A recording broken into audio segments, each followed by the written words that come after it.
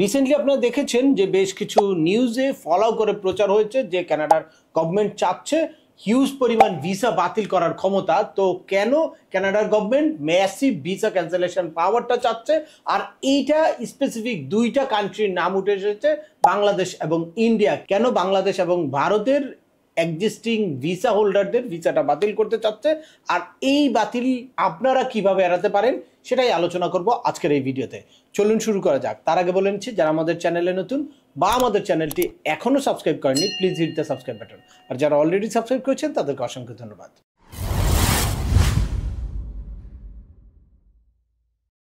Welcome back. আপনাদের সাথে আছি আমি সেম আমিনুল বাহার। আমাদের এই চ্যানেলে কানাডার ভিজিট, পড়াশোনা, ওয়ার্ক পারমিট এবং মাইগ্রেশন সংক্রান্ত বেশ কিছু আপডেটেড ইনফরমেশন আছে। আপনারা যারা যেই টপিক্সে ইন্টারেস্টেড, দয়া করে ওই রিলেটেড সকল ভিডিওগুলো দেখবেন। এরপর ছোটোখাটো প্রশ্ন থাকলে ভিডিওর নিচে কমেন্টস করবেন। আর তারপরেও একান্ত কোনো ব্যক্তিগত পরামর্শ বা আমাদের কোনো সার্ভিস নিতে চাইলে ডিসক্রিপশনে থাকা হোয়াটসঅ্যাপ নাম্বারে অ্যাপয়েন্টমেন্ট বুক করে সরাসরি যোগাযোগ করতে পারেন। অ্যাট দ্য সেম টাইম আমাদেরকে ইমেইল করতে পারেন এবং আমাদের ইউটিউব ও ফেসবুক পেজগুলো ফলো করে সবসময় আমাদের সাথে যুক্ত থাকতে পারেন। রিসেন্টলি এই 3রা নভেম্বর কানাডার ইমিগ্রেশন মিনিস্টার পার্লামেন্টের নতুন একটা বিল উত্থাপন করেছে, যেটা আগেই বিলটা ছিল C2 নামে একটা বিল ছিল, যেটা হচ্ছে কানাডার বর্ডার লেজিসলেশন আইন। এটার সাথে C12 নামে একটা পার্ট যুক্ত করা হয়েছে, যেখানে বলা হয়েছে মেসিভ একটা পাওয়ার চাচ্ছে কানাডার ফেডারেল গভর্নমেন্ট হিউজ গ্রুপের ভিসা বাতিল করার জন্য। এটা যদিও তারা বলছে যে স্পেসিফিকভাবে কোনো যুদ্ধকালীন সময় বা কোনো প্যান্ডামিক সিচুয়েশনে এই ভিসা বাতিলের ক্ষমতাটা চাচ্ছে, কিন্তু অভ্যন্তরীণ রিপোর্টে দেখা যাচ্ছে ভিন্ন একটা চিত্র। কারণ হিউজ পরিমাণে ভিসা বাতিল করতে চাচ্ছে এটা, এবং স্পেসিফিক কান্ট্রি বাংলাদেশ এবং ভারতের।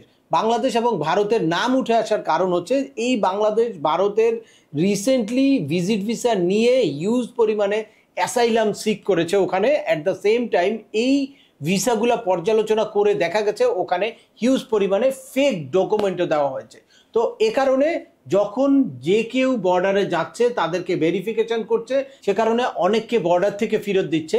এখন ফেডারেল গভর্নমেন্ট চাচ্ছে যে যত ভিসা অলরেডি ইস্যু করা হয়েছে এবং যারা এখনো কানাডার ভিতরে যান নাই তাদের ভিসাগুলোকে বাতিল করতে, বা আরও যাচাই বাছাই করে তারপর এই ভিসাগুলোকে বাতিল করতে। আপনারা জানেন যে 2023 সালের জুন থেকে 24 সালের জুন জুলাই পর্যন্ত হিউজ পরিমাণে ভিসা ইস্যু হয়েছে। ইভেন ডিসেম্বর পর্যন্ত মোটামুটি রেশিও ছিল। তারপর 25 সালের শুরু থেকে কিন্তু এটার রেশিও কমে গেছে, অনেক যাচাই বাছাই শুরু হয়েছে। তো in the meantime huge পরিমাণে ভিসা ইস্যু হয়েছে, এবং ওই ভিসাগুলো নিয়ে যারা কানাডার ভিতরে গিয়েছে তারা ম্যাক্সিমামই অ্যাসাইলাম ক্লেম করেছে বা বিভিন্ন রকম রিফিউজি ক্লেম করেছে, ইললিগেল আছে। এই রিপোর্ট অনুযায়ী দেখছে যে কি কারণে এত পরিমাণে অ্যাসাইলাম বা রিফিউজি ক্লেম করবে, তখন গিয়ে দেখা গেছে যে এগুলোর মধ্যে হিউজ পরিমাণে ফেক ডকুমেন্ট ছিল। তো এই ফেক ডকুমেন্টের সংখ্যা এতই বেশি যে কানাডার আইআরসিসি মিসগাইড হয়েছে, মিসগাইড হয়ে অনেক ফেক ডকুমেন্ট দিয়েও অনেকে ভিসা পেয়ে গেছে। তো এ কারণে কানাডার ফেডারেল গভর্নমেন্ট চাচ্ছে যে ওই ভিসাগুলোকে বাতিল করতে।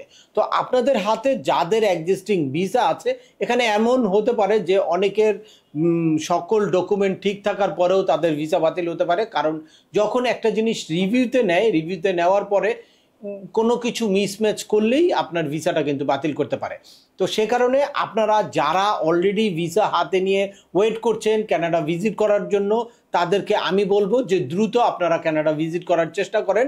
আপনারা যদি কানাডা ভিজিট করে একবার ব্যাক করে চলে আসেন, তাহলে আপনার ভিসাটা মানে বাতিল হওয়ার আর সম্ভাবনা নাই। আর যারা নতুন করে ভিসার জন্য আবেদন করতে চাচ্ছেন বা প্রিপারেশন নিচ্ছেন, তাদেরকে বলবো যে এখন কিন্তু কানাডার ভিজিট ভিসার আবেদনের ক্ষেত্রে অনেক বাড়তি সতর্কতা আপনাদেরকে নিতে হবে। কারণ প্রপার ডকুমেন্ট এবং প্রপার সাবমিশন না হলে আপনার ভিসা হওয়ার চান্স কিন্তু অনেক কম থাকবে।